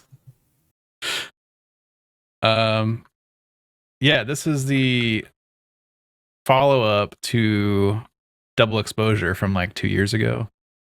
If you remember me talking about that game, I said I was just disappointed with the ending because they just cut to a to be continued at the end of that game. Mm-hmm. And then this wraps up the story, which is cool. They just bring back Chloe in this one. So they brought back Max in the last one. And they bring back Chloe in this one. I get it, man. They've made so many of these. It's like, what do you want? What was even good in these games? They did the first one. They're like, that's their story. They're done now, and we're gonna make this an anthology series with different characters. And then a few games later, they're like, actually, we'll just bring back the first main character. That's cool, right? But with all other different characters, like later in her life with more new people. And then the next game after, they're like, actually, we're bringing back both of the main characters from the first game. This will be the wrap of their story now. I mean, it's just they just gave up. You know, we can Yeah. just say it. You know, they I'll tried say the whole thing. Nobody really was into it. I heard True Colors was pretty good. I like True Colors. I don't like 2. I don't like 2 at all. I mean, I never finished 2. I think I got like 2 episodes in, and then I was like, yeah, I don't think I'm gonna keep playing this actually. Yeah. I like double exposure fine. I think the writing's kind of bad in places. It gets really cringy in some spots. There's this many. I mean, it was always sometimes cringy, right? Like I always thought that was a it was little bit of particularly bad, I think, in double Okay. exposure. gotcha. But I thought the new powers were interesting because she was shifting between 2 timelines in that one. Right. And that was fun. And like I think the overall story and the new characters were cool, and like the new location and having Max back was fun. I like this one more than that one, I think. Is it because they went back to the original mechanic? I was gonna say, yeah, they just tied it after all this time. Like, you know what? The mechanic from the first game where you can just rewind, that's a really good mechanic for this type of game. So maybe we should just bring it back and put it in this game. Yeah. Definitely should, guys. Crazy decision to stop doing it. Crazy. It was such an inspired decision. I don't know why they ever stopped, but I get it. You don't want to be accused of being lazy. But like, man, So- if you're holding a brick of gold, don't just throw it away for no reason. You know what I'm saying? I mean, the last game, they didn't have it because Max was like, oh, I can't use my powers. Bad stuff happens. It was like the Here's- storm from the first game. Here's the problem. I don't care. It's a cool mechanic. Let her use the cool mechanic. So they had a different use of her powers instead, where she's hopping between timelines. And she's Because okay that's with okay. using that? That's okay Like, for some what- reason. And then this whatever, game, man. the in between the last game and this one, apparently her and one of the other characters in the game have been experimenting with her powers and like training. So now she's like got more control and it's safer. So now she can use her rewind again. Yeah, okay, whatever. Whatever. Fine. Whatever means the fun mechanic is back, I guess. I like 90% of this game, I think. I have some problems with the story in that I think they just kind of retconned everything that they were going to do with this 2-game series. Like they set up a bunch of stuff in double exposure that they just don't pay off at all. There's like a big reveal at the end of the first game, and like there's a bunch of crazy stuff that happens to like basically everybody at the school, and everybody's freaked out and everything. And at the beginning of this game, they're like, man, that storm amnesia, am I right? And everybody has forgotten about what happened at the end of the last game. Okay, I kind of love that though. Yeah, And I'm like, sounds awful. That's Just weird. fuck it. Just That mass plot point was amnesia. stupid, wasn't it? And then there's this whole thing with like Max has been the only one that's had powers in the games with Max in it, but obviously there's other people that have powers because of the grander universe with the other games. And usually the main characters have some other weird power in those games.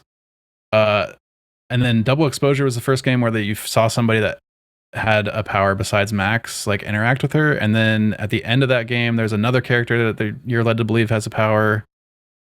That character just leaves apparently at some point and never comes back. yes. Is mentioned like twice in this game in passing. One of the other main characters that is revealed to have powers says at the end of the last game she's gonna go do some stuff and find people that have powers and bring them back and like form like some sort of team or whatever. She shows back up, never mentioned what she does when she was gone. Doesn't talk about anything she did when she was gone. She didn't find anybody else that had powers. Like none of that matters, I guess. I don't know. I love it. That's great.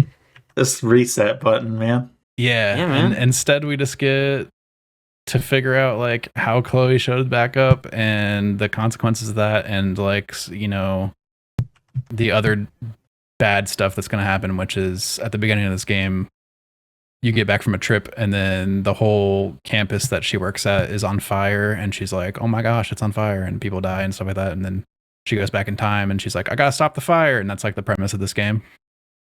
It's stopping the fire. Yeah, you gotta stop the fire. Oh, You gotta figure out who's gonna set the fire and stop it. maybe I'm crazy. That sounds really easy. It's not easy.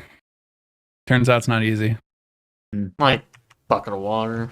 What I would do, Bucket in a She has limited information from when she showed back up about like where it might have started or who might have been involved, and then She you can basically rewind do. time. Rewind time. Well, you do can't- a lap. Find it.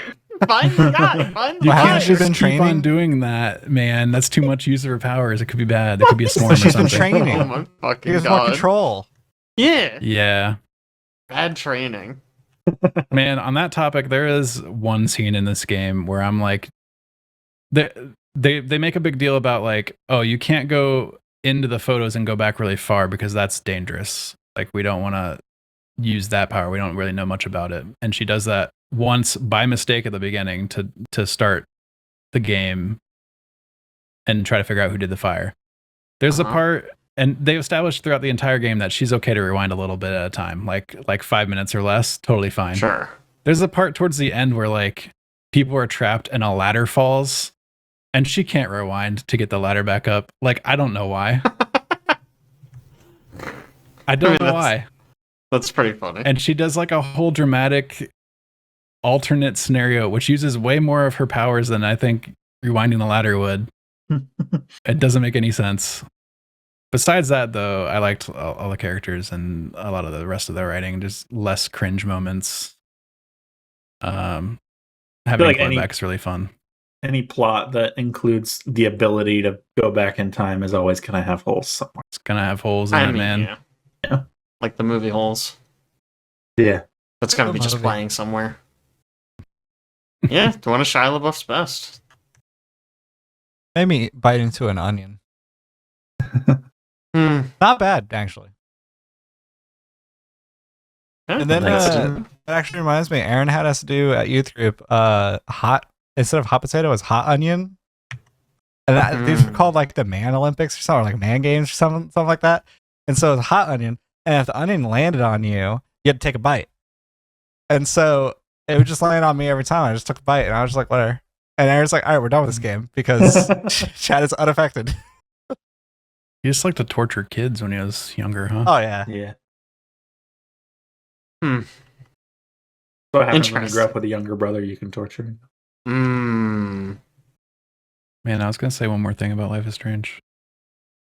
It is. I mean, I ate onions. Does it? So you finished it now, Alex? Yeah. Did they do the thing they did in the original game where she says life is weird? No. Because that was the best part of the first game. That's good. Oh my god! And I think they should do it. They should do it in every game, honestly. Gosh. No. I was going to talk about because the big impact of this game is the fire. Like that's where you're trying to stop. Characters can die in the fire, obviously, right? And you're trying to prevent that. There's like 7 characters, I guess, that can die. I looked up after the fact. You can't just like rewind it and get them out of the fire. No, you can't be everywhere at once, Jake. Can't be everywhere at once. Also, you can't there's tell like them, don't go to school today. That's impossible. Yeah, like I don't know, man. This feels like a really easy one. You know, do they not have phones? Like, you can't text anybody. I mean, she's going around trying to tell people like, I think there's going to be a fire, guys. Don't worry. And then people are like, why would you know? Listen, okay, guys. Listen. This game takes place in America. Mm-hmm. If some weird kid comes up to you and says, "Don't come to school today," you don't go to school. True. What are we talking about? True. Like what? No, you're joking. There won't be a fire. Yeah, so my ending. That girl's gonna kill you. My ending. I ended up not being able to save one of the characters. Was it Chloe? Because that was really funny. It was not Chloe. Yes, Chloe can die in the fire. I looked up after the fact, like how you save some of them, and you have to do stuff like early in the game for some of them, which I think is kind of cool. There's like decisions you make early on that affect that stuff, and kind of if you don't do the right thing later on, you're kind of screwed. Which I think is funny because you can't just go back and redo like one chapter. You have to do like a lot of the game to be able to do some of these guys. It'd be cool if you could like rewind time and just like do it again. You know what I mean? Yeah. Maybe they'll add that as a mechanic in a later game. I don't know, man. Okay, sorry, one last question. Yeah. So did they just make one of the endings of the first game canon and ignore the other one? Or is it like a time paradox kind of thing? I think they just kind of set it up to where it can be either or. Well, it can't be either or, because in one of them, Chloe does die. Yeah. Spoiler alert for one of the endings of the first game. You start the game and it gives you, do you want to randomize what happened in previous games or do you want to select what you did? And so I selected what I did. And you can choose like what characters you had relationships with and what happened to Chloe in the first game and kind of stuff like that. So wild. So if she died, she just like shows up and I guess I'll have to play and find out. Yeah. I guess, I mean, without spoiling everything, there in the last game in Double Exposure, there's 2 timelines. You eventually join them.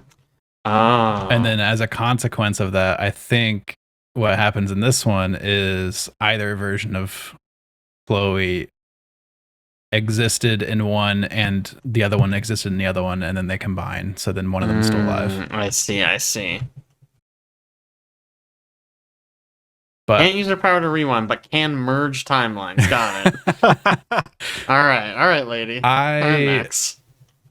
in the original game, when I first played it, I sacrificed Chloe because it seems like the proper thing to do, despite it being very unpopular in the community around this game for some reason.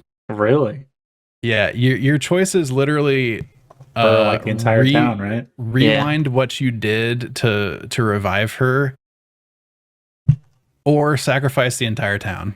Yeah. It's like, come on.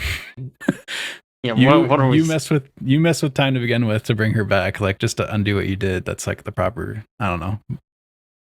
Does sacrificing the entire town include her family? Yeah. It ends up not. I feel like in the epilogue, it's way less bad than they made it Like seem. maybe, it seemed like the town. Yeah, people get out. If you do that ending, because I did both. Mm-hmm. The storm ending where you save Chloe, the storm doesn't seem that bad. It seems like a hurricane up here in Maryland, where like, oh yeah, a bunch of trees got knocked down, and like old man Smitherstein broke his leg. It's like, well, all right, he'll be okay though. Like it didn't seem like maybe I'm misremembering this, but I don't remember anyone like dying. I don't know. I guess maybe I don't remember exactly because I didn't do that ending either. I just looked it up, but they make it seem like when you're making the decision, Oh yeah, everybody in the town's gonna die. yeah, they're basically fine. There's Wow. a giant tornado that is going to roll through the whole town Mm-hmm. and destroy everything. But Chloe does have cool blue hair, so like you got to think about it. It's tough. Moral decisions, you know. Yeah. Anyway, cool game. It's one of my higher rated Life is Strange games, I think, at this point, despite its Wow. flaws. What's number one? The first one. That's. I mean, that makes a lot of sense. The first one by far. Like nothing comes close. I think. Man, that's such a bummer. I know. Because like it was a good game, but like I always felt like there was room for improvement. You know what I mean? Like, oh man, I can't wait to see what they do with the concept next. And the answer was make it worse, I guess. Yeah, they pull a lot of nostalgia in this one, which I think gives it a lot of. Oh, there is a point in this game where there's like a high emotional moment, and then they play the song from the first game that plays during like Chloe's funeral, and it hit me so hard. Wow. I was like, dang, I cannot believe they brought this song back for this. Right. I bet To be most honest- people wouldn't even know. I was gonna say I think gun to my head, I could not recognize Yeah. it. Yeah, it's played- great. I'm I having listened a to long the- ass time. I've played it multiple times, and I listened to the soundtrack, so Wow. I'm kind of a Life is Strange fan, you know. Yeah, I'm getting that. Yeah, it's Did they, kind of a fan. okay, I know you're trying to move on. Did they ever make 2 and 3 like actually canon in a way that matters?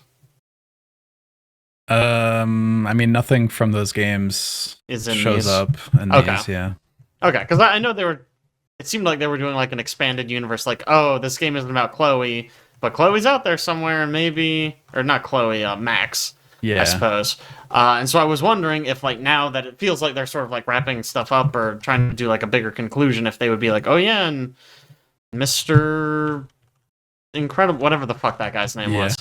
was. He's here and he's the bad guy or something. I don't know.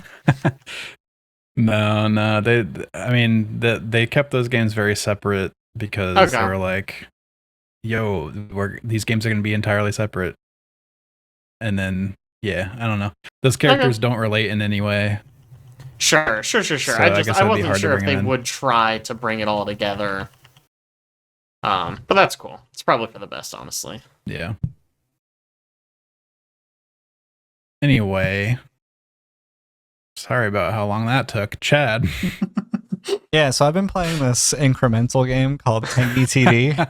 Mm. Been sitting on that one for a while now. It was worth the wait. Yeah. It's tower defense. It's basically Bloons TD6, but it's actually TD7 because this is the next one. It's a cool game. It's one dev, and he decided to make a tower defense game roguelike. Really cool elements to it. There's a fighter. There's like a little sword guy. There's a archer and there's a healer. And those are your towers. And then at first I was like, oh, it's like not a lot. And how can this be a good game? And then you start to realize that you also have this character you can move around like with your right click. So like just position him anywhere in the room will help you fight. And there are random cards every time it levels up that you can get. So one of them is like 40% chance to teleport the units backwards. Another one is like puts a totem next to it to where it like does amplified damage. Another one is it does more projectiles and faster attack speed. And it's just for that unit. And you can kind of walk around the map and position them anywhere. On top of that, there are weapons that you can get from the tangy tree. So there's an orange tree that you're trying to protect. And when you click on it, you can use your oranges that you accumulate from either standing next to an orange tree or killing enemies. And you can buy like different swords, bows, etc. Learned later on that it was tutorialized, but I guess I didn't know. Alex had to tell me. I don't know how I missed it. But if you have like a regular bow and the archer has a regular bow and you put that regular bow on the archer, it turns into a long bow. So you can like, condense items together to make them better. So that's kind of cool. And it's you start going through the levels and you get to one and you're like, wow, I'm getting stomped, I'm getting rolled, and then you realize that there's a whole skill tree that you can go and upgrade the different characters. So for instance, the fighter can get more health, or the archer, you can put them on like a little stand thing to give them more range. Maybe have a little bit more bleed. More projectiles. The healer, you can give them more healing and stuff like that. So it's cool. It's cool stuff. Kind of builds off of itself, and sometimes you feel like incrementally. Yeah, incrementally. Exactly. Oh, interesting. Oh, Good game. I've only upgraded the archer in that game so far. I put all the points in the archer. All I of have them? 45 points. I also only in the started archer. only putting things in the Oh archer. man, Archer's so good, out. man. But yes, the archer's like the best. My setups are pretty much like one fighter and then like 3 to 4 archers and then maybe like 2 to 3 healers. Yeah. Yeah, it's put a fighter in like the choke. Yeah. To hopefully hold things long enough for all the archers to kill them. You can stack up like 3 fighters in a row that way. I kill the first one. And slow it down a little longer. Yeah. You put one fighter and you put a fighter back behind it to where like when this one dies, the next one stops. Yeah. It's a pretty fun incremental game. Jake, what have you been playing? That's a real thing, guys. Incremental games is a real thing. Yeah. No. I get it. I've been playing this incremental game, Fire Emblem Awakening. You go through like level by level and you incrementally move through the story. So I think it makes a lot of sense. No, I haven't really been playing anything like new. I guess I've been playing Requiem as well. I finally reached. There's sort of a big switch that happens, and you end up in a very different environment from the one that you're playing for most of the game. I know everyone here like has RE2, played it, but like a lot of RE games, actually. I was thinking about this. A lot of RE games do this thing where they have like a part that's really good, and then follow it with a part that's less good. So I'm not super far into this zone. I don't know if it's good or not, but it's at least a different character, so that's exciting. You're still not finished with it. I have not finished, no. I know you guys have not complained about this, but I've heard other people complain about this part and say it's the worst part of the game. So that... Is it possibly the part where you have to go to 3 different locations? Yes. Yeah, that's the worst part of the game. Okay, cool. It's my least good. favorite part, for sure. Now I'm excited. So you're really excited to get back in there. It's still fun. Yeah. It's just That's the worst part. That part is the equivalent. I beat it and then I went through it a 4-hour run. That's the equivalent of me going back into the sewers. Yeah. Replaying through it is, yeah. Yeah. All right. All right, cool. It's not that I mean, bad. It really isn't that it's- bad. I'm going to finish it. I am very much Yeah. enjoying this game. I obviously have not done the worst part of the game yet, but I was wondering earlier if this was maybe my favorite Resident Evil. It's up Ooh. there. It's almost certainly top 3. With 4 and 2. Maybe top 4. I was gonna say 2 and 7. I really like 7, but you're right. 4 should definitely be in there too. Okay, I'll have to make a tier list someday. But yeah, that's been really fun. Yeah, there's a part when you're playing as Grace, it's a lot more horror oriented, and I reached a part where I just had a bunch of supplies so I could kind of like let loose a little bit. That was pretty enjoyable. A big monster shows up, I'm just like, get out of here. I'm not dealing with you. I'm getting to like whatever's behind you, just move and just shoot him in the head. Good stuff. Yeah, and the other thing I've been playing on my little, let's set it down. My little Android handheld. I've been playing Fire Emblem Awakening, which is a 3DS game. Man, Fire Emblem's so good. Like Awakening people, especially. Yeah, like Awakening most of the time. Yes, It sounds like. It's just good, man. It doesn't have a lot of the filler that like Three Houses is the other one that I really like, and I feel like Is that if the you Switch one? yeah, that's the Switch one. Okay. I feel like the first Switch one because Engage Yeah. was also a Switch game. I didn't play that one. People didn't seem to like that one, so I didn't spend $60 on it. Yeah, three was really good, but just kind of had a lot of fluff. It had this big area to run around, like a hub area, that wasn't really worth the effort they spent on it. Feels pretty empty. But Awakening, each level is just like a node on like a mini map, right? You have like an overworld and you go and you basically just go. There's like a cutscene, and then there's like the tactical battle. There's not all this running around. And one thing that's really cool about this game, and I've been, just kind of like looking at and trying to like build up my strategy, I'm about to spoil it, so if you care about that, leave, I guess. But so Fire Emblem, for anyone who doesn't know, it's like a tactics game, but one of the cool things is each unit is like a character, and if they fight with another character, they can form like a bond. And as their bond gets stronger, they get better at fighting together. It's very much like Persona in that regard. But what Awakening does, there's like a time travel element. So you reach a point in the game, and any couples you have made, like a guy and a girl who have reached max rank, their child will time travel back in the future to join your army. And That's cool. Their stats and abilities are based on the two that have like a romantic relationship. It's fucking awesome, dude. It's so cool. I don't know why no other game has stolen this idea, because I think it's so fucking brilliant. It's brilliant, and it's fun, and it's cool.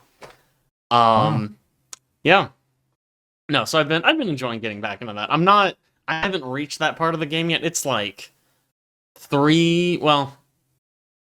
maybe halfway through. It's tough because then the children come back, and then you have side missions to recruit each of them.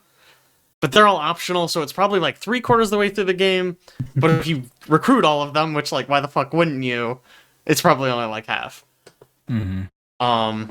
But I love Fire Emblem. This one especially. I'm excited. I'm planning to just play through the series again. I guess starting with that one. I'm not going to go back to like the old ones, but all the DS ones. Maybe replay Three Houses. I don't know if I'll play Engage. How many combos are there in Awakening? How many different kids could you? So the kids are basically just based on the mother, right? So the mother always has this kid, but stats and abilities, there's an insane array. Basically, but the characters, there's only a character for every mother. Exactly. I was thinking, I'm like, that's a lot of characters to make. I think that a lot of people aren't going to see. I didn't actually realize this, but I think the hair color changes based on the father. Stats are obviously different, and the way Fire Emblem works, or at least Awakening works, is you have a class, and when you max it out, you get like a permanent skill. So like if you max out, I don't know, Cavalier, you get +5 movement speed.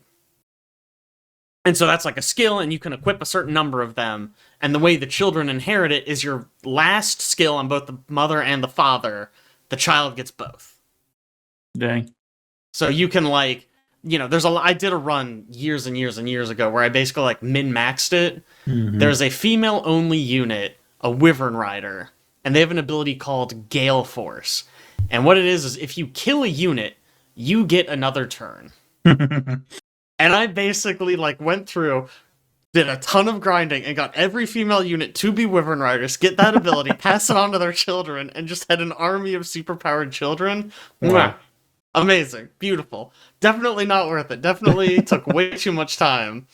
But I was young and I had time to kill, so it was a lot of fun. But yeah, really good game. Not new though, so I don't know. Good stuff. Does it play in dual screen on your Oh yeah. device? Well, that's cool. Oh yeah. It doesn't run perfectly. Any thunder spell seems to lag it really, really bad. But it's like a turn-based tactics game, so kind of who cares? Yeah. Mm-hmm. And anything that's not a thunder spell seems to run great. So And you got like touch controls on the lower screen? Yeah. That game doesn't really use touch too much. It's really just using like a controller. Sure. But okay. yeah, I mean it's touchscreen on top and I bottom. was just wondering like how accurately it replicates the original experience. I mean, for me, it does really well. I have seen, like, I looked at a lot of reviews for this. There's a little bit of like latency, like there's a little bit of lag. And I mean that's mainly just like you're emulating stuff. There's going to be a little bit of lag, and it's more noticeable on something like a touchscrreen. Okay, yeah. So like things like if you wanted to play like a rhythm game that uses the touchscreen, that might be a little problematic. But this is not a game like that.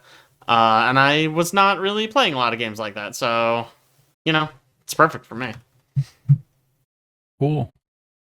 Well, I think that about does it for the podcast this week. We did it. Made it through, just 4 people. Give it a 6 out of No 10. worries. Give it a 6 out of 10. Nice. Yeah, well, thanks for tuning in, and we will catch you next time. Yeah.